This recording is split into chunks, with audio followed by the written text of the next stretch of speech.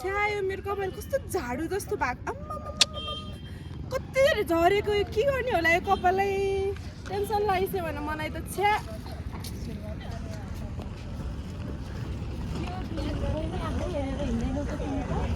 हेर्नु न कपाल झरेको भएर मलाई कस्तो टेन्सन लागिरहेछ भने के भयो होला कपाल यसको लागि चाहिँ मसँग छ है उपाय के छ होला पक्नु है यी हेर्नुहोस् त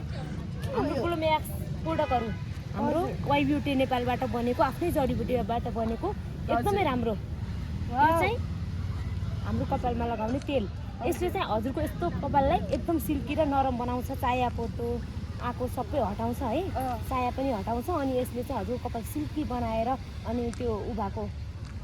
टुक्रिने अनि खस्ने झर्ने चाहिँ सबैको काम गर्छ यो लगाउनु भयो हेर्नुहोस् त ए कति राम्रो प्रोडक्ट बनाएर रहेछ है नेपालमा पनि मलाई त थाहा नै थिएन र अबदेखि म यही युज गर्छु नि त हुन्छ म्याम युज गर्न सक्नुहुन्छ हजुरले आफ्नै नेपालको प्रोडक्ट युज गर्यो भने बाहिरी देशको किन